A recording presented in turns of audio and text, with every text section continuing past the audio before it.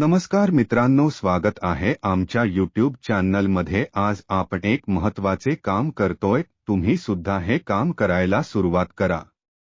बक्षीसपत्र हे एखाद्या जमिनीचा मालकी हक्क हस्तांतरित करण्यासाठी वापरला जाणारा एक महत्त्वाचा दस्तऐवज असून मृत्यूपत्र हे कागदपत्र सोडल्यास बाकी कागदपत्रांची अंमलबजावणी ही व्यक्ती हयात असतानाच होत असते।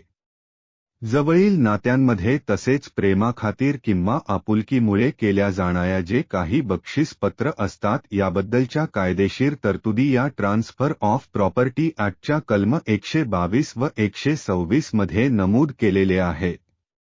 याचा अनुषंगाने आपण या लेखांमध्ये बक्षीसपत्राबद्दल काही महत्त्वाची माहिती घेणार आहोत। बऱ्याचदा रक्ताच्या नात्यातील व्यक्तींना संपत्ती बक्षीस रूपाने दिली जाते व यामध्ये भविष्यात काही वाद विवाद होऊ नयेत याकरिता कायदेशीररित्या बक्षीसपत्र तयार करून घेणे कधीही फायद्याचे असते। साहजिकच आपण जेव्हा बक्षीसपत्र बनवतो त्याकरिता मुद्रांक अर्थात स्टॅम्प ड्युटी भरणे देखील गरजेचे असते।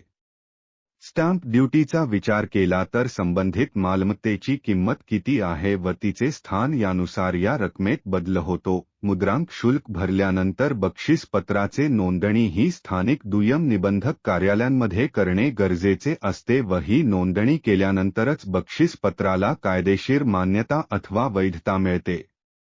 म्हणजे साधारणपणे रक्ताच्या नात्यांमध्ये संपत्तीचे अथवा मालमत्तेचे व्यवहार करताना भविष्यामध्ये वाद उद्भवू नयेत त्या अनुषंगाने बक्षीसपत्राची कायदेशीर प्रक्रिया केलेली असते। मालमत्तेचे बक्षीसपत्र केल्यानंतर त्या बक्षीसपत्राचे रजिस्ट्री दुय्यम निबंधक कार्यालयांमध्ये करणे गरजेचे असते व त्या ठिकाणी ती होते।